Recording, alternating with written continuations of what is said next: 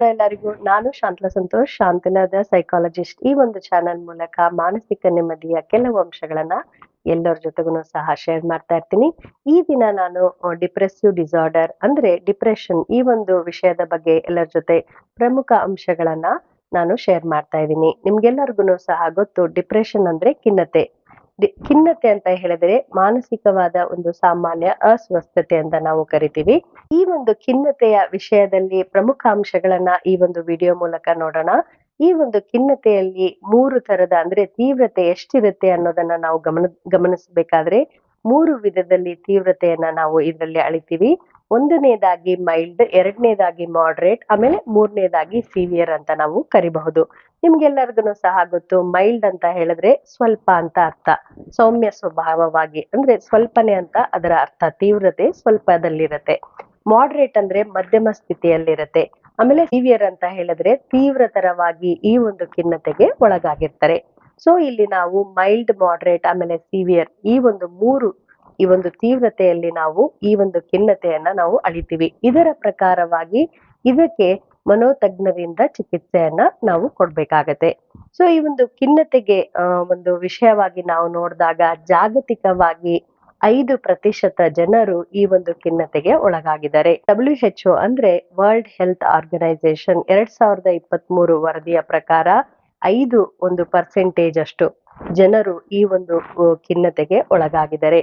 ಇದರಲ್ಲಿ ನಾವು ನೋಡೋದಾದ್ರೆ ಪ್ರಮುಖವಾಗಿ ಮಹಿಳೆಯರು ಇದರಲ್ಲಿ ಜಾಸ್ತಿ ಈ ಒಂದು ಖಿನ್ನತೆಗೆ ಒಳಗಾಗಿದ್ದಾರೆ. ಅಧಿಕವಾಗಿ ಪುರುಷರಿಗಿಂತ ಮಹಿಳೆಯರು ಈ ಒಂದು ಖಿನ್ನತೆಗೆ ಒಳಗಾಗುವ ಸಾಧ್ಯತೆ ಜಾಸ್ತಿ ಇದೆ ಎನ್ನುವುದನ್ನ ವರದಿಗಳ ಮೂಲಕ ನಮಗೆ ಕಂಡು ಬಂದಿದೆ. ಖಿನ್ನತೆಗೆ ಒಳಗಾಗಲು ಏನು ಕಾರಣಗಳು ಪ್ರಮುಖವಾಗಿ ಅಂತ ನೋಡಿದ್ರೆ ನಾವಿಲ್ಲಿ ಜೈವಿಕ, ಸಾಮಾಜಿಕ ಮತ್ತು ಮಾನಸಿಕ ಕಾರಣಗಳನ್ನು ಸಹ ಇದರಲ್ಲಿ ಅಡಗಿದೆ.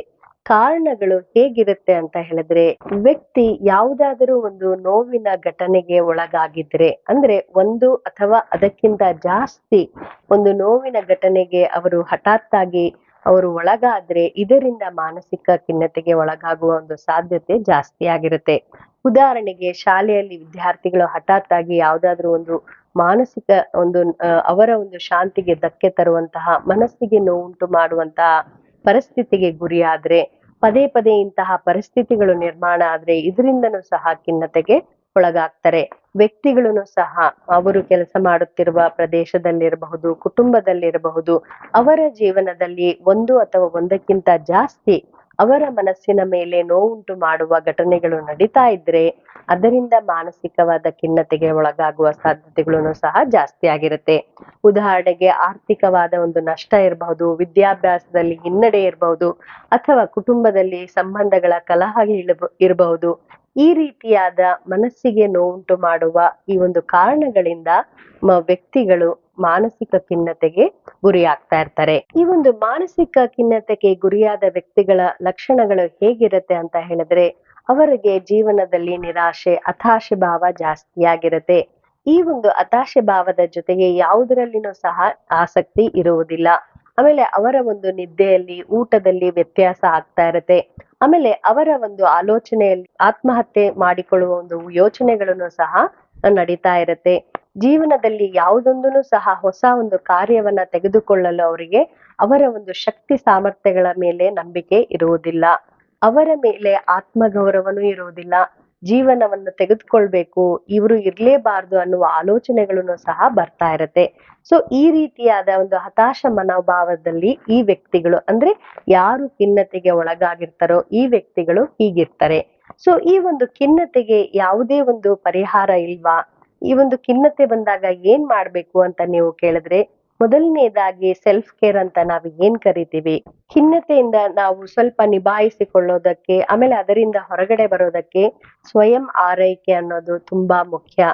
ಏನಿದು ಸ್ವಯಂ ಆರೈಕೆ ಅಂತ ಹೇಳಿದ್ರೆ, ಮೊದಲು ಮನೆಯಲ್ಲಿರುವ ಆ ಒಂದು ಕುಟುಂಬಸ್ಥರ ಸದಸ್ಯರ ಜೊತೆಗೆ ನಿಮಗೆ ಏನ್ ಅನಿಸ್ತಾ ಇದೆಯೋ ಭಾವನೆಗಳನ್ನ ಹೇಳಿ. ಆಮೇಲೆ ನಿಮಗೆ ಆಗಿದ್ದ ಆಘಾತಗಳ ಬಗ್ಗೆ ಅದರ ಒಂದು ಭಾವನೆಗಳನ್ನ ಬೇರೆಯವರ ಜೊತೆಗೆ ಹಂಚಿಕೊಳ್ಳಿ. ನೀವು ಎಲ್ಲರ ಜೊತೆಗೂ ಸಹ ನಿಮ್ಮ ಒಂದು ಭಾವನೆಗಳನ್ನ ಹಂಚಿಕೊಳ್ಳೋದಕ್ಕೆ ಆಗುದಿಲ್ಲ ಅಂದಾಗ, ನೀವು ಯಾರನ್ನ ಪ್ರೀತಿಸ್ತೀರೋ ಅಂದ್ರೆ ಗೌರವ ಭಾವನೆಯಿಂದ ನೋಡ್ತಿರೋ ಅವರ ಜೊತೆಗೆ ನಿಮ್ಮ ಒಂದು ಭಾವನೆಗಳನ್ನ ಹಂಚಿಕೊಳ್ಳಿ. ಆಮೇಲೆ ಸರಿಯಾದ ಸಮಯಕ್ಕೆ ಸರಿಯಾದ ಅಂದ್ರೆ ಪೋಷಕಾಂಶಯುಕ್ತ ಆಹಾರ, ನಿಯಮಿತವಾದ ಒಂದು ನಿದ್ದೆಯನ್ನ ನೀವು ಮಾಡಬೇಕಾಗತ್ತೆ. ಇದರ ಜೊತೆಗೆ ಕನಿಷ್ಠ ಪಕ್ಷ 10 ನಿಮಿಷನಾದ್ರೂ ನೀವು ವ್ಯಾಯಾಮನ ದಿನದಲ್ಲಿ 10 ನಿಮಿಷನಾದ್ರೂ ನೀವು ದೈಹಿಕವಾಗಿ ಯಾವುದಾದ್ರೂ ಒಂದು ಚಟುವಟಿಕೆಯಲ್ಲಿ ಆಗತ್ತೆ. ಇದರ ಜೊತೆಗೆ ನಿಮ್ಮ ಹವ್ಯಾಸಗಳು, ಅಭ್ಯಾಸಗಳು ಅಂದ್ರೆ ನಿಮಗೆ ಇಷ್ಟ ಆಗುವಂತಹ, ನಿಮ್ಮ ಮನಸ್ಸಿಗೆ ಸಂತೋಷವನ್ನು ನೀಡುವಂತಹ ಅಭ್ಯಾಸಗಳನ್ನ ನೀವು ಹಿಂದೆ ಏನ್ ಮಾಡ್ತಾ ಇದ್ರೋ ಅವುಗಳನ್ನ ಪುನಃ ರೂಢಿಸಿಕೊಳ್ಬೇಕಾಗತ್ತೆ.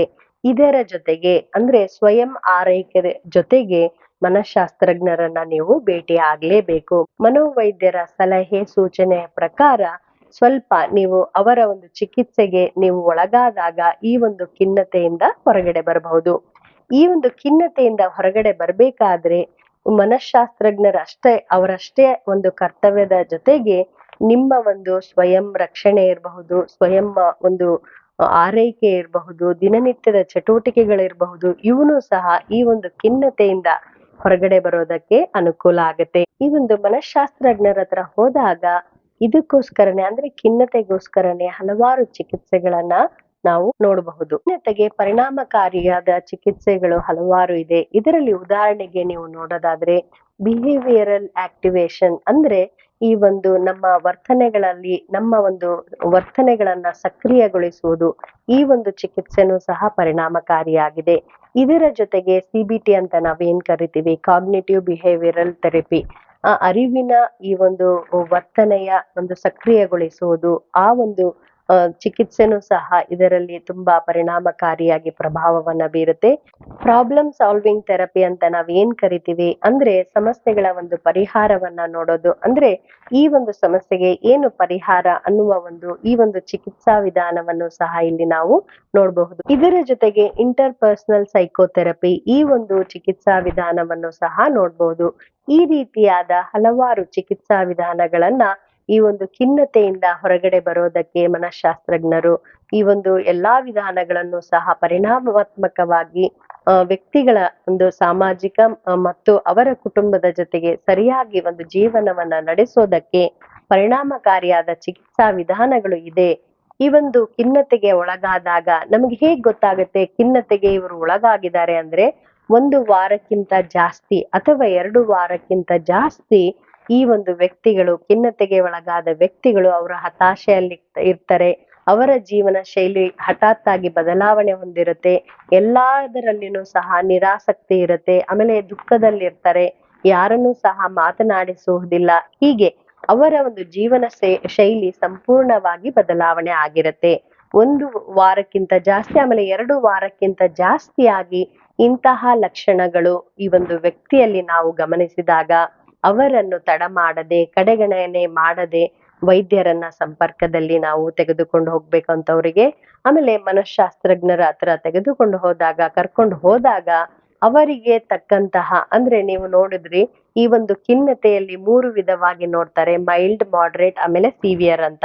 ಈ ಒಂದು ಯಾವ ಒಂದು ಸ್ಟೇಜ್ ಅಲ್ಲಿ ಇದೆ ಖಿನ್ನತೆ ಅನ್ನೋದನ್ನ ಗುರುತಿಸಲ್ಪಡುತ್ತೆ. ಇದಕ್ಕೆ ತಕ್ಕಂತಹ ಚಿಕಿತ್ಸೆಯನ್ನ ಮನಃಶಾಸ್ತ್ರಜ್ಞರು, ಮನೋವೈದ್ಯರು ಕೊಡ್ತಾರೆ. ಮನೋವೈದ್ಯರ ಸೂಚನೆಯ ಪ್ರಕಾರ ಚಿಕಿತ್ಸೆ ಮತ್ತು ಈ ಒಂದು ಮೆಡಿಕೇಶನ್ ಅಂತ ನಾವ್ ಏನ್ ಕರಿತೀವಿ, ಔಷಧಿಗಳನ್ನ ತೆಗೆದುಕೊಳ್ಳೋದನ್ನ ಅವರ ಒಂದು ಇನ್ಸ್ಟ್ರಕ್ಷನ್ ಅಲ್ಲೇ, ಸೂಚನೆಯಲ್ಲೇ ಈ ಒಂದು ಖಿನ್ನತೆಗೆ ಬೇಕಾಗುವಂತಹ ಒಂದು ಔಷಧಿಗಳನ್ನ ತೆಗೆದುಕೊಳ್ಬೇಕು. ಯಾವುದೇ ತರದ ಹೊರಗಡೆ ಸಿಗುವ ಅಂದ್ರೆ ಯಾರಾದ್ರೂ ಹೇಳಿದಾಗ ನೀವು ಔಷಧಿಗಳನ್ನ ತಂದು ಸೇವಿಸೋದನ್ನ ನಿಲ್ಲಿಸ್ಬೇಕಾಗತ್ತೆ. ಸೊ ಖಿನ್ನತೆಗೆ ಹಲವಾರು ವಿಧದ ಪರಿಣಾಮಕಾರಿಯಾದ ಚಿಕಿತ್ಸೆಗಳಿದೆ. ಈ ರೀತಿಯಾದ ಸಮಸ್ಯೆಗಳು ಎದುರಾದಾಗ ಅವುಗಳನ್ನ ಮನೋವೈದ್ಯರ ಒಂದು ಸಂಪರ್ಕದಿಂದ ಸರಿಯಾಗಿ ನಾವು ನಿಭಾಯಿಸ್ಕೊಂಡು ಮತ್ತೆ ನಾವು ಖಿನ್ನತೆಯಿಂದ ಹೊರಬಂದು ಜೀವನ ಮಾಡಬಹುದು. ಸೊ ಖಿನ್ನತೆಯ ವಿಷಯವಾಗಿ ಹಲವಾರು ಪ್ರಮುಖ ವಿಷಯಗಳನ್ನ ಈ ವಿಡಿಯೋದಲ್ಲಿ ಶೇರ್ ಮಾಡಿದ್ದೀನಿ. ನಿಮಗೆ ಈ ವಿಷಯ ಅನುಕೂಲ ಅನ್ಸಿದ್ರೆ ಬೇರೆಯವ್ರ ಜೊತೆಗೂ ಸಹ ಶೇರ್ ಮಾಡಿ. ಮತ್ತೆ ಮುಂದಿನ ಸತಿ ಒಂದು ಒಳ್ಳೆಯ ವಿಷಯದ ಜೊತೆ ನಿಮ್ ಮುಂದೆ ಇರ್ತೀನಿ. ಅಲ್ಲಿವರೆಗೂ ನಮಸ್ಕಾರಗಳು.